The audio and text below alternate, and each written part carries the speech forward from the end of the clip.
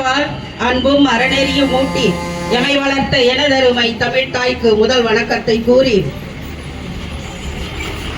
வெறுங்கை என்பது மூடத்தனம், உன் விரல்கள் 10 மூலதனம், பாறைகள் மோதி நொறுங்கி விழும், உன் கைகளில் பூமி சுழன்று வரும், தோள்கள் உனது தொழிற்சாலை, நீ தொடுமிடமெல்லாம் மலர்ச்சோலை, தோல்விகள் ஏதும் உனக்கில்லை, தொடு வானம்தான் உன் எல்லை என்று நின்ற தேர்தல் 13 தேர்தல்களில் வெற்றி வாகை சூடிய நமது தானை தலைவர், தமிழ தலைவர், முத்தமிழறிஞர் கலைஞர் அவர்களின் 7ஆம் ஆண்டு நினைவு நாள் இன்று கேவி குப்பம் பேருந்து நிலையம் அருகே நமது மதிப்பிற்கும் மரியாதைக்குரிய ஒன்றிய செயலாளர் அன்பு சகோதரர் ரவிச்சந்திரன் அவர்கள் தலைமையில மற்றும் அனைத்து கழக முத்தமிழறிஞர் கலைஞர் அவர்களின் உயிரினும் மேலான கழக உடன்பிறப்புகள் அனைவரும் எங்களுக்கு வெயிலும் ஒன்றுதான், மழையும் ஒன்றுதான், பனியும் ஒன்றுதான், எதை பற்றியும் நாங்கள் கவலைப்பட மாட்டோம் என்று இங்கே வெயிலிலே நின்று நமது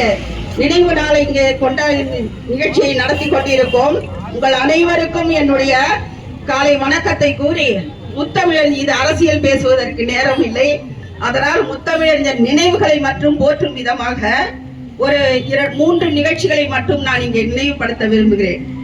80 ஆண்டு காலம் பொது வாழ்வுக்கு சொந்தக்காரராக, 60 ஆண்டு காலம் சட்டமன்ற உறுப்பினராக, 50 ஆண்டு காலம் திராவிட முன்னேற்ற கழகத்தின் தலைவராக, 19 ஆண்டு காலம் முதல்வராக இருந்த ஒரு இயக்கத்தின் தலைவர், இந்தியாவில் யாருக்குமே கிடைக்காத ஒரு பாக்கியம். உதயசூரியன் என்ற ஒரு பக்தர் இருந்தார், அதாவது முரட்டு பக்தர். அவர் தலைவர் மீது மிகுந்த மரியாதை உள்ளவர். அவர் கப்பலில் கேப்டன். அதே போல அவருக்கு உதவியாக சீஃப் மெக்கானிக் தர்மராஜ் என்பவர். இருவரும் அட்லாண்டிக் பெருங்கடலில் கப்பலில் பயணம் செய்து கொண்டிருக்கிறார்கள். நடுக்கடலில் செல்லும் பொழுது மருத்துவமனையிலிருந்து கலைஞர் தவறிவிட்டார் என்ற செய்தி அவர்களுக்கு கிடைக்கிறது. உடனடியாக அவர்கள் செய்தது, சென்னையில் இருந்தால் நாம் அந்த இறுதி அஞ்சலியில் கலந்து கொள்ள முடியும், ஆனால் நாம் இருப்பதோ நடுக்கடலில் அட்லாண்டிக் பெருங்கடல், செல்ல முடியாது, என்ன செய்யலாம் என்று யோசித்தார்கள். அரை மணி நேரத்தில் அந்த கப்பலை நடுக்கடலில் நிறுத்தினார்கள். ஏன் நிறுத்தினார்கள்? கப்பலில் ஏதாவது பழுது ஏற்பட்டதா, இன்ஜின் கோளாறா என்று கப்பலில் இருந்தவர்கள் எல்லாம் பயந்தார்கள் அந்த நேரத்தில். காரணம், திடீரென்று நிறுத்தப்பட்டது. அப்பொழுது என்ன செய்தார்கள்? அங்கிருந்த 5 தமிழர்கள், மீதி அனைவருமே வட மாநிலத்தவர்கள். இவர்கள் அனைவரும் மேலே சென்று தலைவருக்கு நினைவு அஞ்சலியை அங்கே செலுத்தினார்கள். எந்த ஒரு தலைவருக்கும் கிடைக்காத ஒரு பாக்கியம் அட்லாண்டிக் பெருங்கடல் நடுக்கடலில் நடந்தது. இப்படி ஒரு பாக்கியம் எந்த தலைவராக கிடைத்திருக்கிறதா? நிச்சயமாக இருக்க முடியாது. அதே போல பேரறிஞர் இன்னொரு நிகழ்வு, பேரறிஞர் அண்ணா அவர்கள் தமிழ்நாட்டில் 67 தேர்தலில் நிற்க ஏற்பாடு செய்கிறார். அப்பொழுது ராமநாதபுரத்தை மட்டும் விட்டுவிட்டார், மற்ற மாவட்டங்களில் வேட்பாளர்களை அறிவித்து விட்டார். தலைவர் கலைஞர் அவர்கள் கேட்டார்கள், ஏனென்னா ராமநாதபுரத்தை மட்டும் விட்டுவிட்டீர்கள் என்று கேட்டார். அதற்கு பேரறிஞர் அண்ணா அவர்கள் கூறினார்கள், யாரும் நிற்க விரும்பவில்லை, ஏனென்றால் அங்கே மன்னர் ஆட்சி நடந்தது. மன்னர் என்றால் சண்முக ராஜேஸ்வர சேதுபதி, அவருடைய ஆட்சி அங்கே நடந்தது. மன்னராட்சி ஒழித்து விட்டாலும் அவர் 3 முறை 52, 57, 62 வருடங்களில் 3 முறை எம்எல்ஏவாக இருந்தவர். அவரை எதிர்த்து நிற்க யாரும் துணியவில்லை. கூட்டணி கட்சிகளிடம் கேட்டால் திமுக தான் நிற்க வேண்டும் என்று சொல்லிவிட்டார்கள். அங்கே திமுகவில் இருப்பதற்கு தென்னரசு முடியாது என்று சொல்லிவிட்டார் அண்ணாவிடம். அப்படி இருக்கும் பொழுது என்ன செய்ய முடியும்? ராமநாதபுரத்தை விட்டு விட்டார். அதை தலைவரிடம் சொல்கிறார், கலைஞரிடம். அதற்கு கலைஞர் சொன்னார், என்னன்னா இது அண்ணா போஸ்டாக ஒரு தொகுதியையே விட்டுக் கொடுக்கிறீர்கள், நான் சொல்லும் பெயரை சேர்த்துக் கொள்ளுங்கள், வேட்பாளராக அறிவியுங்கள், நான் பார்த்துக் கொள்கிறேன் என்றார். யார் என்று கேட்ட போது தங்கப்பன் என்று சொன்னார். அறிஞர் அண்ணாவுக்கு ஒன்றும் புரியவில்லை. கேள்விப்படாத பெயராக இருக்கிறதே, தங்கப்பன் என்று சொல்கிறாரே, என்ன செய்யலாம் என்று யோசித்த போது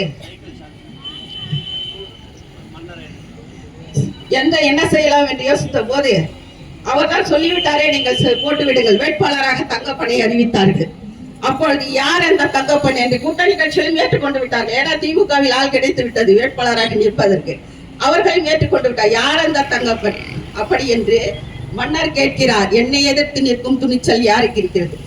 அதற்கு அங்கிருந்தவர்கள் சொன்னார்கள், குதிரை வண்டிக்காரன் தங்கப்பன். குதிரை வண்டிக்காரையா? ஒரே சிரிப்பு அவருக்கு தாங்க முடியவில்லை. என்னிடம் கிழட்டு குதிரைகளை குறைந்த விலைக்கு வாங்கி வண்டி ஓட்டும் தங்கப்பனா என்னை எதிர்த்து நிற்பது என்று அரண்மனைக்குள் சென்று விட்டார். வெளியே வரவே இல்லை.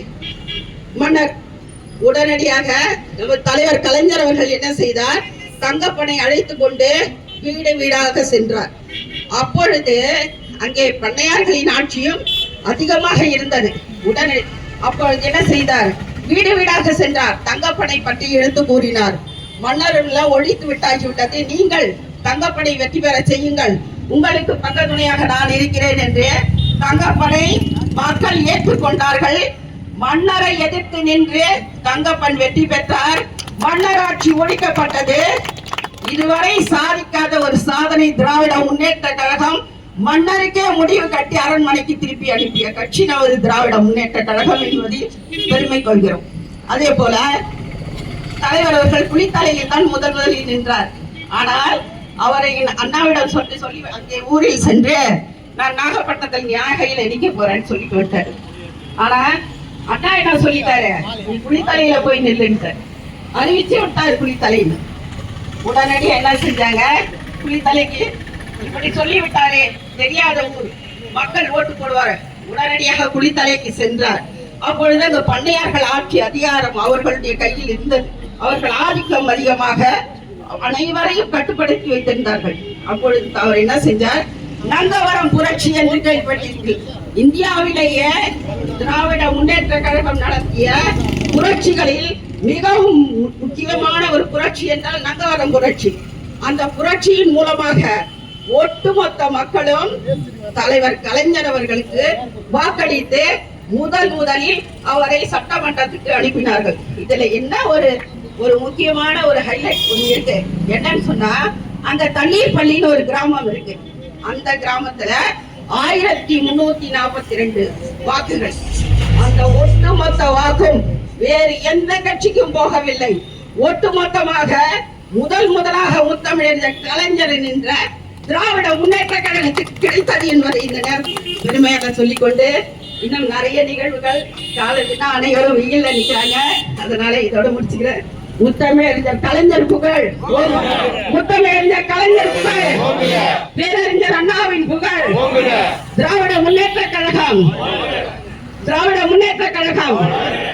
வாழ்க தமிழ், வெல்க திராவிடம், தொடரட்டும் திராவிட மாடல் நல்லரசு என்று சொல்லி நமது திராவிட மாடல் முதல்வர் இந்த நேரத்தில் ஒரு உறுதிமொழிய 7ஆம் ஆண்டு நினைவு நாளில் நாம் எடுத்துக்கணும்னு ஆசைப்படுறேன்.